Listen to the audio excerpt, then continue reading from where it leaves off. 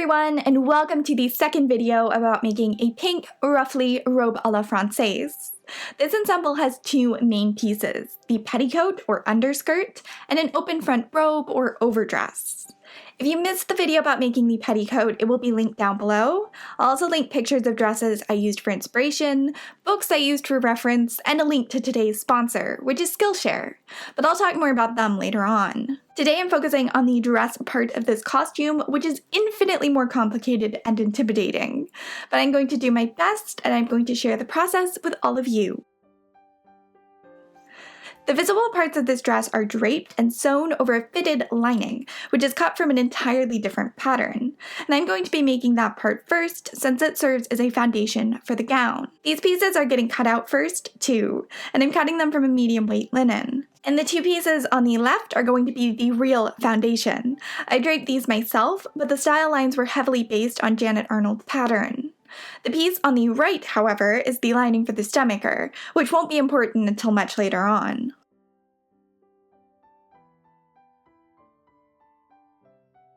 To assemble the lining, I'm pinning the two back pieces together, then transferring the darts onto the front panels and pinning these in place as well.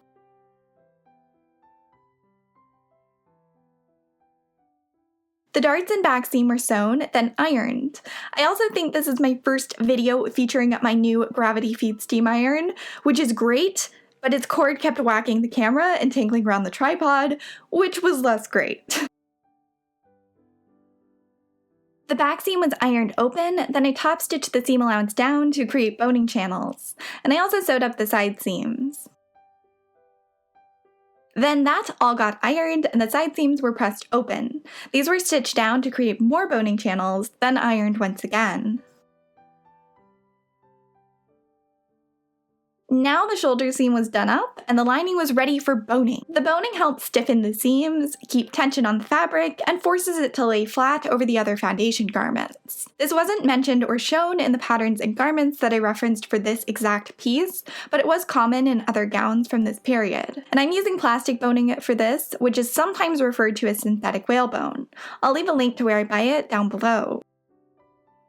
Now I'm folding the bottom edge of the lining inward by a ½ inch and sewing it down by hand, so it's nicely finished from the exterior. This also prevents the boning from escaping.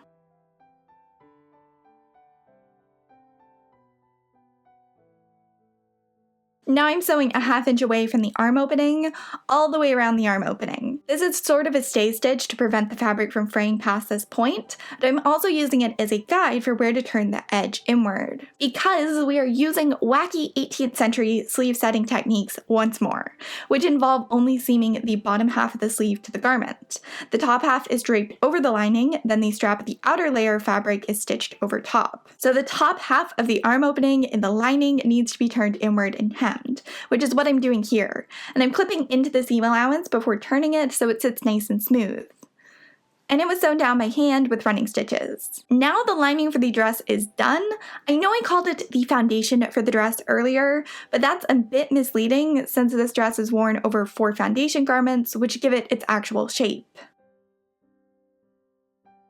And now we are back to the stomacher. I'm cutting it out once again, this time from the silk du peony used as a base for the petticoat. And after cutting it out, it gets set aside and ignored for a little longer. I also cut out the front bodice panel from the striped du peony, which makes up the rest of the dress. This panel is different from the front bodice lining because it has a vertical pleat that offers shaping over the bust. It's also narrower and doesn't wrap as far around the body. And once again, I draped this myself, but heavily referenced patterns based on extant garments because these dresses scare me and I was only like 12% confident in what I was doing. Now for the big guys.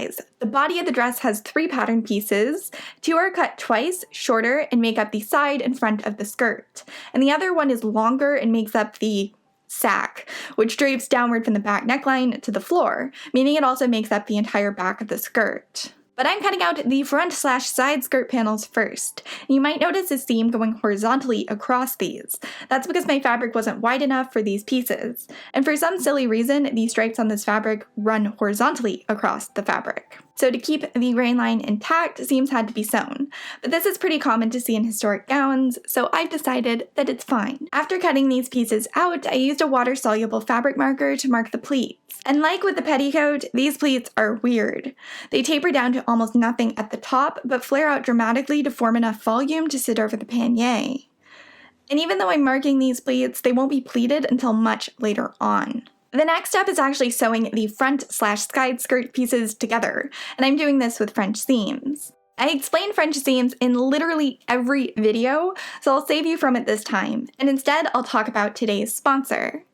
So as I said, today's video is sponsored by Skillshare. Skillshare is an online learning community with thousands of classes available on pretty much every topic you can imagine, and they are all taught by experts in their fields. Skillshare was a big part of what motivated me to learn ribbon embroidery and improve my embroidery skills in general. But as I said, they have classes on pretty much everything, so whether it's your drawing, photography, editing, or business skills that you want to work on, they will have something to help you out. Premium membership offers you unlimited access to all the classes, so you can watch as many as you like. It's also really affordable at $10 a month. So whether you want to learn something completely new or just improve your existing skill set, I'd highly encourage you to check it out, especially because the first 500 people to sign up through the link in the description box can try it for 2 months for free. Now my French seams were finished and the skirt front pieces stitched together, so I could start working on the back piece, also known as the sack. This looks a lot like a giant rectangle, but there is some shaping at the top, so it forms the back of the arm side. My pattern was about 40 inches wide and cut on the fabric's fold. That's why you need so much fabric to create these dresses. The back panel alone can eat up almost 4 yards. And just like with the other skirt panels, after cutting it out, I'm using a fabric marker to transfer the pleat and tacking placement onto the fabric. Then I'm using a straight edge to connect those markings, so I have nice lines to follow later on.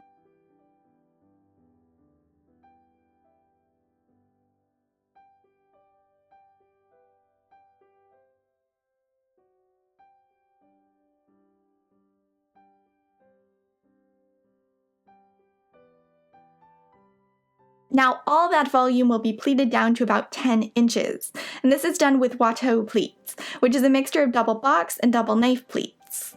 The fabric is folded at a pleat point, then dragged to another point, which is then dragged to yet another point, creating 2 pleats stacked on top of each other. This has twice the amount of volume of a normal pleat and twice the drama, causing fabric to fall in deep folds. In my case, the double knife pleats were 1/2 inch wide and at least 4 inches deep.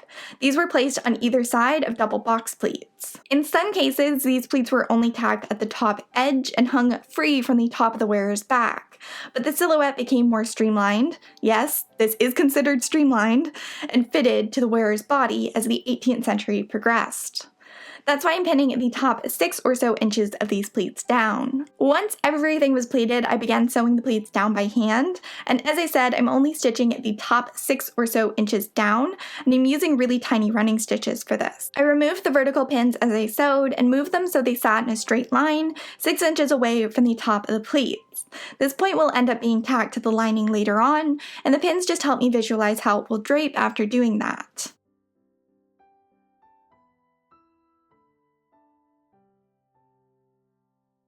Now I'm wetting the fabric to remove ink from my marking pen, then ironing the pleats super thoroughly, and I'm using a pressing cloth for part of this to sop up excess water and prevent brown staining when ironing, which would be pretty devastating at this point.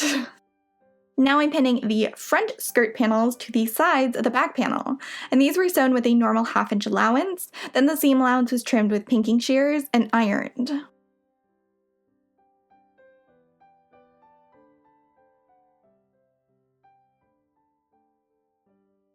And now it is time to focus on the bodice piece we cut out earlier. This piece also has a pleat, but just one, so I'm transferring that to my fabric with the handy dandy marking pen. Then using my iron to crease the fabric on that line.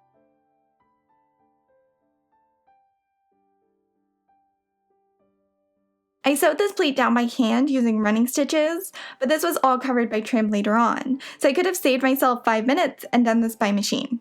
Oh well.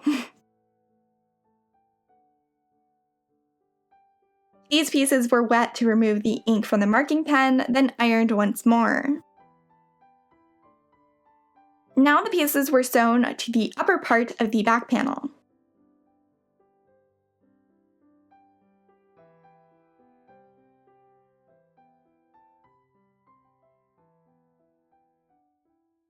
And now, finally, the front skirt panels can be pleated down, and they will be pleated to match the width of the front bodice panel, which means they are being pleated really, really densely. And much like with the Watteau pleats at the back, I'm not just pinning the top edge of these. I'm pleating several inches since these will be stitched down to ensure they sit nicely over the panier. Once both sides were pleated, I went in with more tiny running stitches and secured the top 3.5-ish inches down by hand.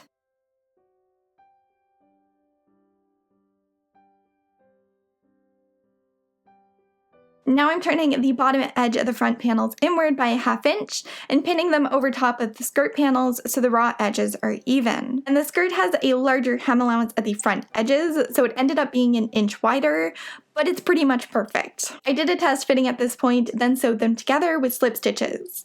This is definitely an unusual way of doing a waist seam, but it's hardly the most unusual thing about this dress.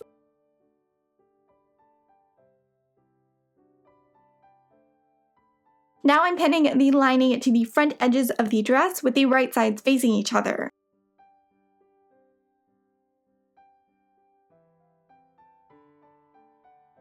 These edges were sewn with a 1/2 inch allowance, then the garment was turned right side out.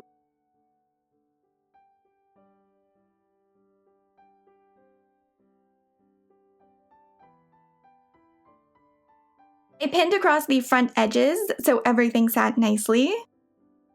And then I pinned the lining to the top edge of the skirt, but the lining isn't pinned all the way across. The back 6 inches are left free and not attached to the dress, because you want the sack to hang free at that point.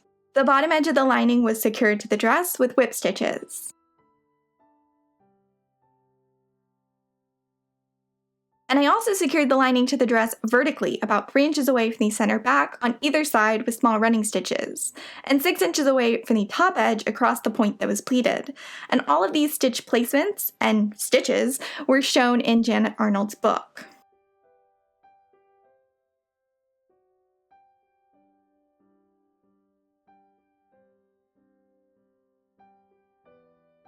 Then I used sloppy running stitches to secure the front edges of the bodice together, so they won't shift around. And these will be hidden by trim, so sloppiness is allowed and encouraged, at least by me. And I also folded the back edge outward, which looks terrible, but will also be covered by trim.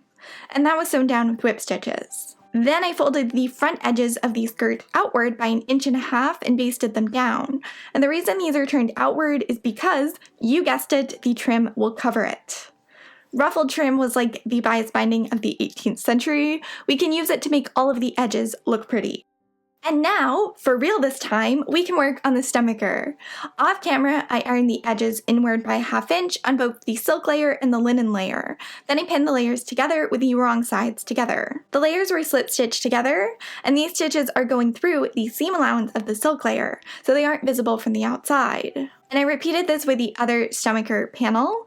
Traditionally, stomachers were just one piece, but since mine buttons closed, it's 2. I laid my pattern on top of the now lined layer and marked the buttonhole placement. And I got clever with this and perforated my pattern so these would be easy to mark. I also drew some extra guidelines since I was so concerned about them being uneven. In fact, I was so concerned about evenness that I decided to sew these by machine. I know that's cheating, but my buttonholes look more like cousins than twins, and since these are quite literally front and center on the dress, I wanted them to be perfect and identical. So I used an automatic machine buttonhole with matching thread, and within minutes, these were done.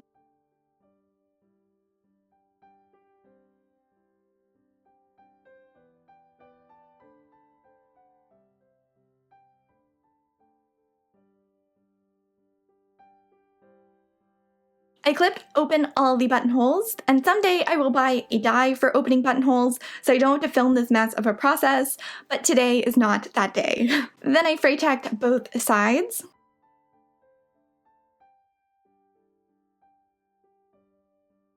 And now it was time to reinforce the piece. Stomachers were traditionally boned since the front of the dress is usually the point with the most stress, so I'm being generous in placing a boning channel 1/4 inch away from the end of the buttonholes, and 1/4 inch away from the edge of the stomacher. And my boning channeling in this case is just bias binding, and I'm sewing down both sides and across one end.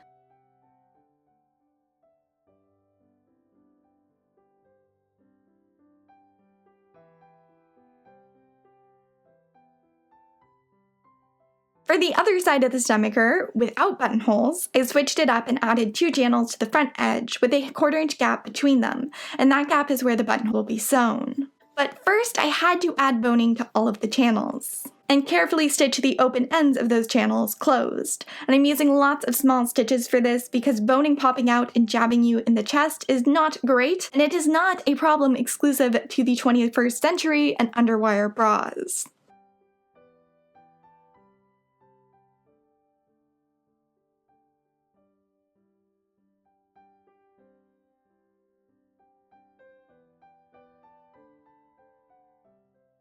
Now for the buttons. I'm using 3/4 inch coverable buttons, also known as size 30. These are probably a bit too large to be accurate, but I thought they looked better than 1/2 inch ones. And it's my dress, so I can do what I want. Coverable buttons are made by first cutting out small circles of fabric. Then the fabric is placed in a plastic mold, the shell of the button goes on top, then the edges of the fabric are carefully tucked over it, and lastly the metal shank back is placed on top and another piece of plastic is pushed on top of that to press the layers together and form a button. Buttons got extraordinarily fancy in the 18th century and were often covered in elaborate embroidery, but I decided to leave these ones plain. I think the dress has enough going on already.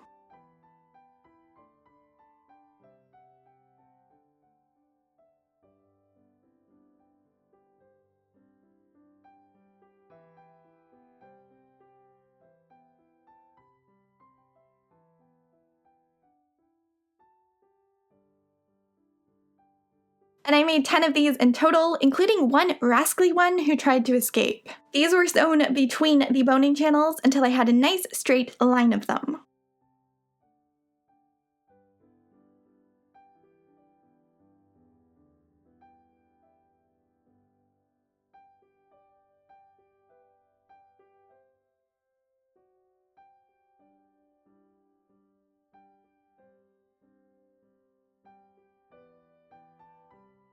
Now this is still missing something. Stomachers were often heavily decorated with embroidery or ruffles, and I picked ruffles because what could possibly be superior to that? These were made using the same technique I used to create ruffles for the petticoat. I went a lot more in depth on this process in that video, so I would highly suggest watching that for a more detailed tutorial. These are the smaller ruffles, so they start as 2 1/4 inch wide strips cut with scalloped 8mm pinking shears, and a link to those will be in the description box.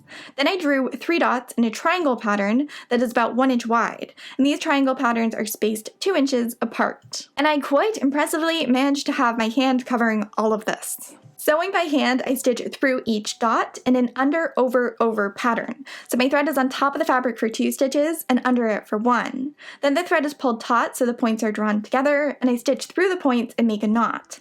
Then go under the fabric and jump to the next triangle.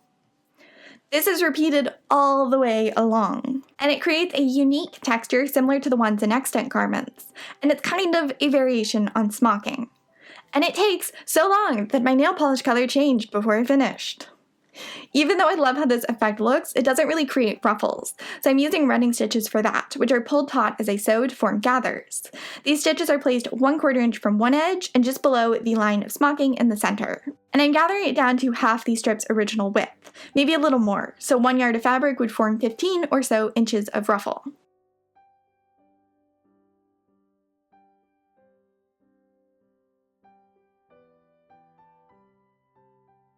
Then the ruffles are ironed to create the flat effect you see most often on extant garments. And this was pinned vertically down the stomacher, then curved to match the shape of the neckline. Excess was snipped off, then raw edges were folded under twice so they wouldn't fray. These were all sewn on by hand, and I'm just sewing over top of the places I gathered, so just below the center and 1/4 inch away from one edge.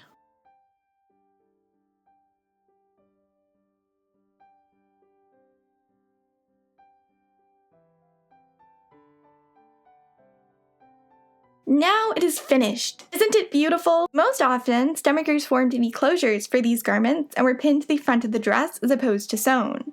However, in this case, the buttons can work as a closure down the center front, so I decided to sew the stomacher on. And I did this using slip stitches. I also only filmed sewing on one side, but I did in fact sew on both sides, and here you can see it finished.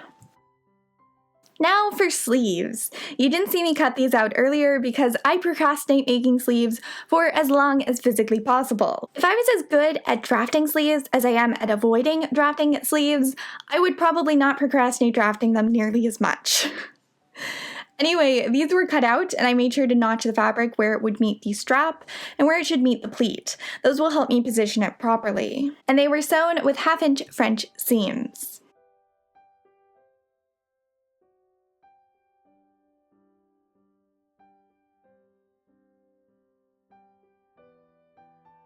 After those were pressed, I folded the bottom edge of the sleeves outward by 1/2 inch, and I notched the fabric slightly to help aid in this process. And don't worry about the raw edges, ruffles will cover it. I hemmed the sleeves by hand using running stitches.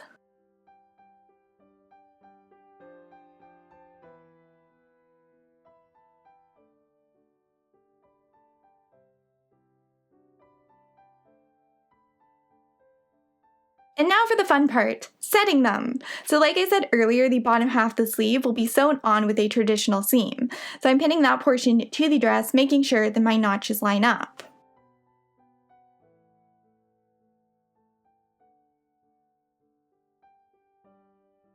Then I sewed this on with a 1/2 inch allowance.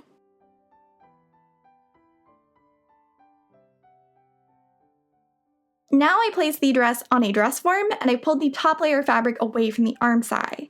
This is so I can pin the sleeve over top of the lining, and the reason for doing this is that it's super adjustable. You can really easily remove or let out the excess bulk at the top of the sleeve. It gives a lot of control over how much volume the sleeve cap has and how tightly it fits the wearer's shoulder, at least when you're fitting this on the final wearer. But this dress is for me and I'm the one making it, so I'm using my dress form as a stand-in and doing fittings throughout. Once I was happy with the volume in the sleeves, I pinned the silk layer over top, so it's sandwiched between the silk and the lining.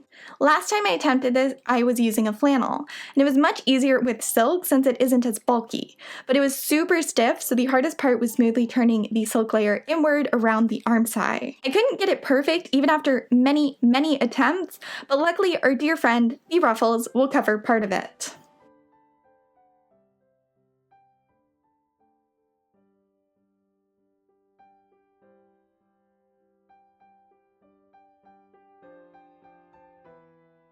Now that is sewn in place with running stitches.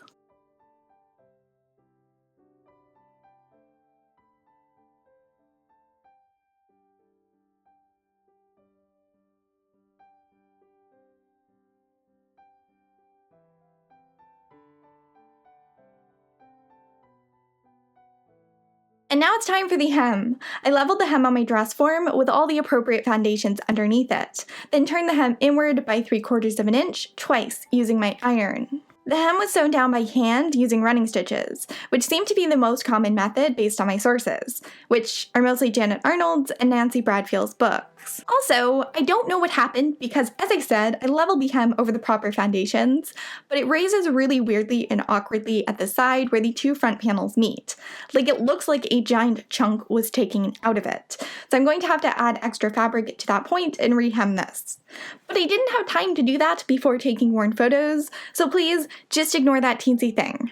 Now we can resume making ruffles. These are the wider ones, made from 5.5-inch wide strips. Like I said, I went way more in depth about this in my last video. These are made really similarly to the narrow ruffles, but instead of one triangle in the center, the triangles are staggered in a diamond sort of pattern. But they are sewn the exact same way. They just take way longer because there are more triangles to sew. I think a yard of this trim took me over an hour to make, and the dress took at least 7 yards of it, most of which I did off camera. In fact, the only part I filmed is a single 18-inch strip that was used for a sleeve. I saved an entire season of Gold Rush and had that playing while I worked on these, and Mrs. Maisel. I watched a lot of that too. I think both of those shows almost deserve an insistent credit for this costume for keeping me sane while making these. Also, unlike with the smaller ruffles, both edges of these are gathered down.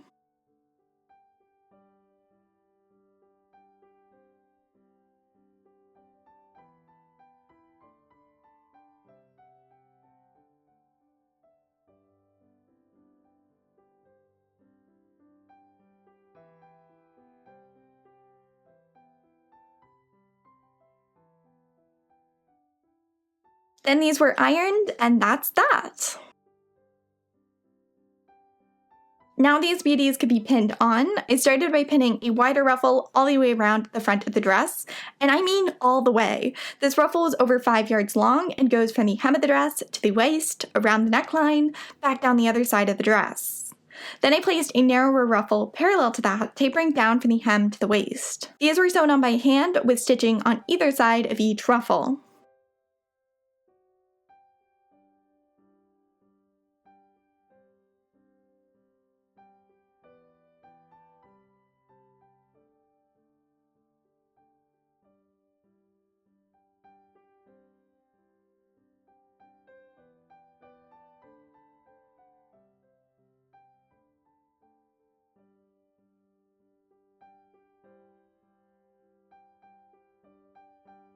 Now the last step was trimming these sleeves, like adding trim, not cutting. I placed a narrow ruffle around the bottom edge and a wider ruffle just above that. And while pinning these on, I had a bottle stuffed in the sleeve so I wouldn't accidentally pin through to the other side. And these were sewn on just like all of the others.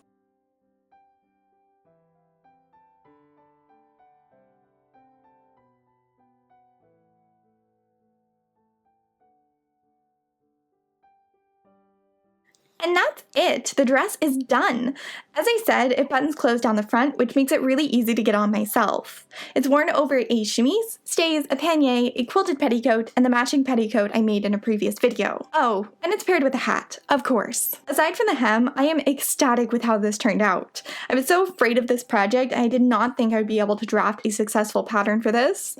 I did not think I would be able to assemble it, and I did not think it would end up fitting. But I did, and it does. In fact, it might be my best fitting 18th century dress ever, and I'm not sure if it's delirium from making so many ruffles, but I feel like it looks so good. It's my roughly masterpiece and I love it dearly. I hope you love it too, because this is not the last you will see of this. In spring, I want to get better photos of it and film a costume spotlight on it that shows it in greater detail, because this dress deserves it and I want to gush over it a little bit more. Thank you so much for watching, and thank you so much to Skillshare for sponsoring this video. I really appreciate it. If you enjoyed, then giving this video a like and a comment would really help me out. And if you want more information, it'll be in the description box down below. And on that note, I shall talk to all of you very soon.